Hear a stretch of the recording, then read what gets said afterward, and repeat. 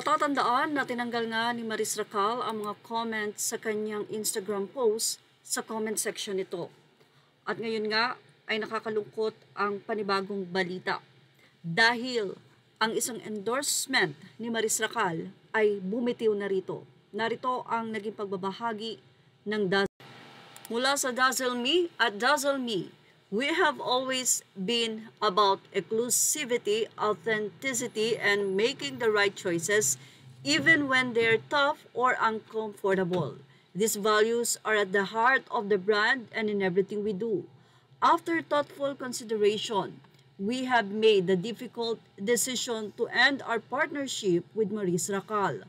Working with her has been an amazing journey. Her energy, humor, and authenticity resonated deeply with our vision of a bold and inspiring Gen Z icon. However, we determined that moving in a different direction is necessary to remain consistent with the principles that guide our brand. As we move forward, may we also take this moment to advocate for kindness and empathy within the online space. Dazzle Me remains dedicated in encouraging everyone to make choices rooted in chosen values and principles. Thank you for your understanding and supporting the values that make us bold, boundless, and beautiful.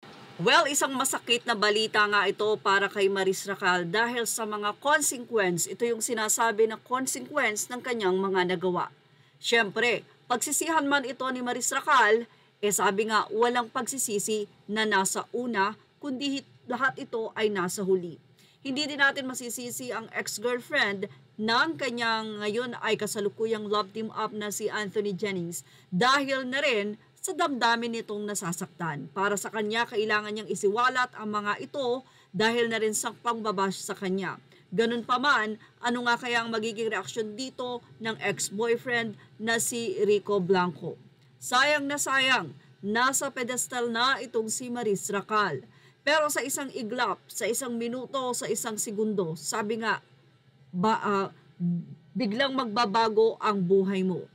Well, hindi natin alam kung may mga kasunod pa bang mga endorsement ang mawawala kay Maris. Nauna na nga ang Dazzle Me, pero kasalukuyan siyang endorser ng Vitres na kamakailan lamang din ay pinost pa ni Maris Racal sa kanyang Instagram. At inaantay na lang kung bibitaw rin ba ang ilan sa mga endorsement niya. Well, ano masisay nyo rito? Ang Dazzle Me ay nagpahayag na ng kanilang part kung saan ay nananatili sila na dapat ang endorser ng kanilang brand ay may magandang reputasyon. Yan ang ating Showbiz Snap update. Thank you for watching. Images are all credit to the rightful owners.